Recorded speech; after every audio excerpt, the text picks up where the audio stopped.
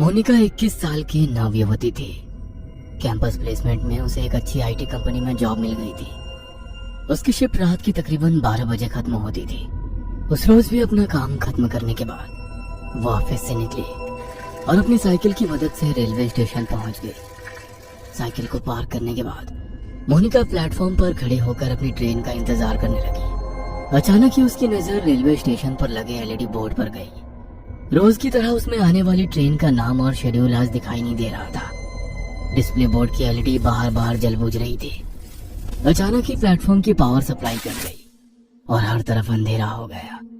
कोई कुछ समझ पाता उससे पहले ही मोनिका की ट्रेन प्लेटफॉर्म पर आ गई। बिना देरी किए बाकी के पैसेंजर्स के साथ साथ मोनिका भी झट से ट्रेन में चढ़ गई। इस समय रात के 11:30 बज गए थे। आज ट्रेन में कुछ गिने चुने पैसेंजर्स ही दिखाई दे रहे थे।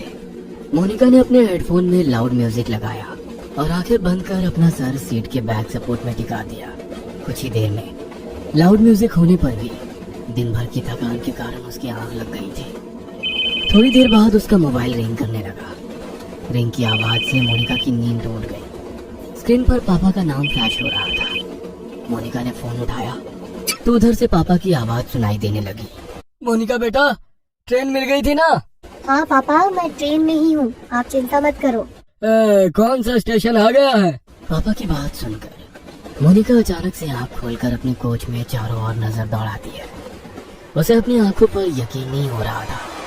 पूरे कोच में बिल्कुल अंधेरा छाया हुआ था। ना तो कोई डिस्प्ले दिखाई पड़ रहा था और ना ही कोई अनाउंसमेंट सुनाई दे रहा था।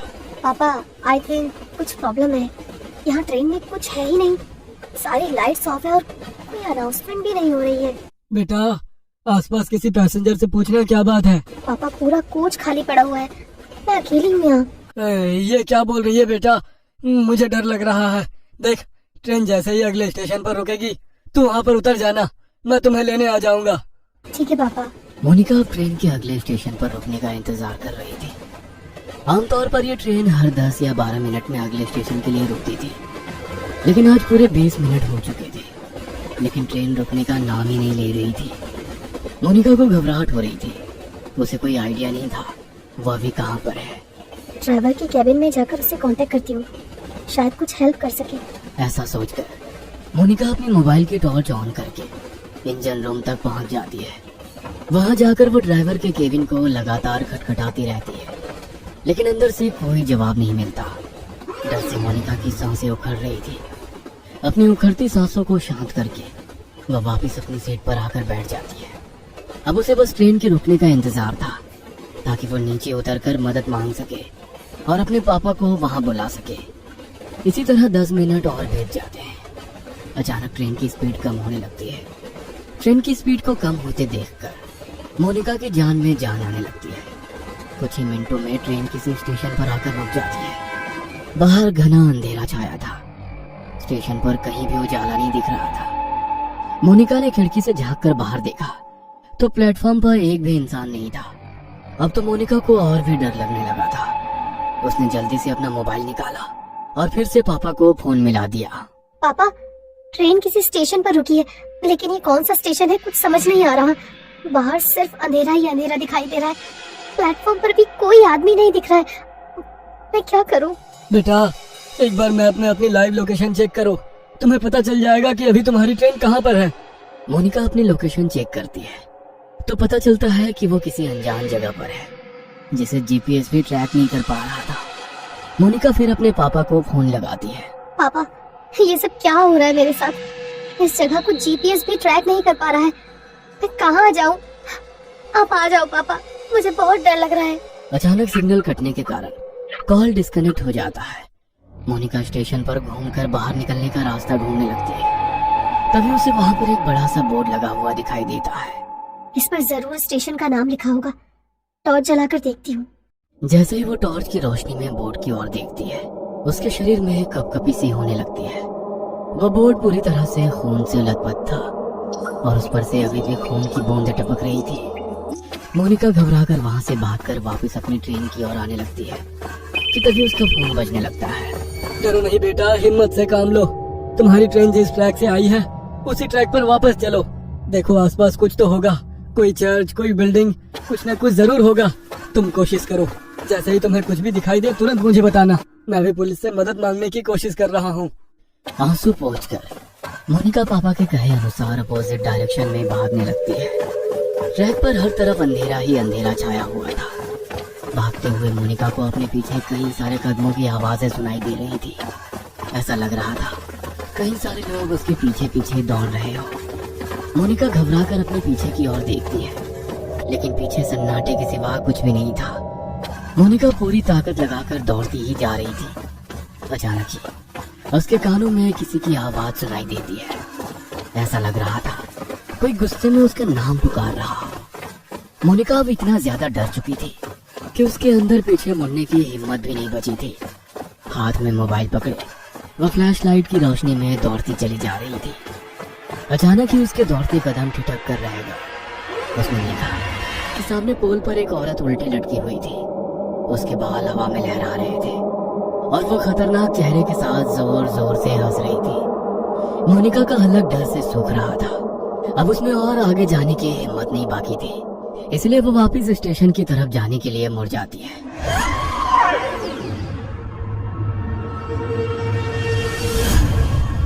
वापस मुड़ते ही उसे कुछ दूरी पर एक आदमी दौड़कर उसकी ओर आता दिखाई देता है।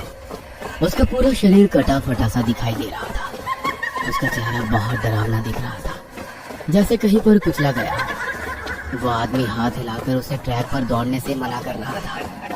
मोनिका को अब समझ नहीं आ रहा था कि वो कहाँ जाए। घबराकर वो फिर से पोल की तरफ देखती है, जहाँ अभी कुछ मिनटों पहले एक औरत उल्टी लटकी हुई थी।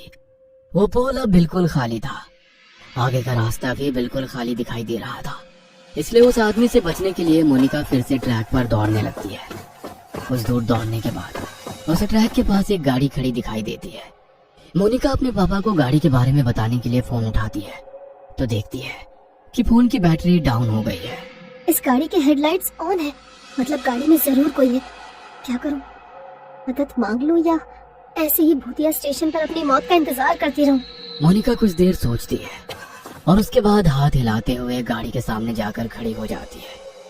मोनिका को ऐसी हालत में देखकर गाड़ी के अंदर से एक आदमी बाहर आता है। क्या बात है, इतनी रात को आप ऐसे ट्रैक पर क्या कर रही हैं? सब ठीक तो है ना? मोनिका बुरी तरह हाँफ रही थी। ऐसा लग रहा था वह किसी भी पल बेहोश होकर गिर पड़ेगी। मोनिका की ऐसी हालत देखकर वो आदमी उसे गाड़ी के अंदर बैठा लेता है। अच्छा, आप आराम से अंदर बैठकर बताइए क्या बात है। पता नहीं क्या हो रहा है मेरे साथ। मैं न जाने कैसे इस जगह पर आ गई।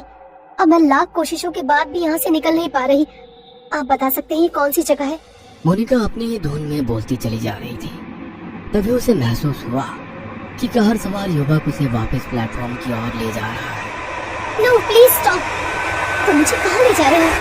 मुझे वापस वहाँ नहीं जाना है। मोनिका के इतना कहते ही वह लड़का मुस्कुराते हुए पीछे देखता है। अगले ही पल उस लड़के का चेहरा बदलने लगता है और वो उसी आदमी की शक्ल में बदल जाता है जो ट्रैक पर उसका पीछा कर रहा था। मोनिका के मुंह से एक जोरदार चीख निकल जाती है और वो कार से उतरकर फिर से पागलों की तरह दौड़ने लगती है। उसे अपने पीछे उस आदमी के कदमों की आवाज साफ सुनाई पड़ रही थी। दौड़ते हुए वो वापस अपनी ट्रेन के सामने आ जाती है।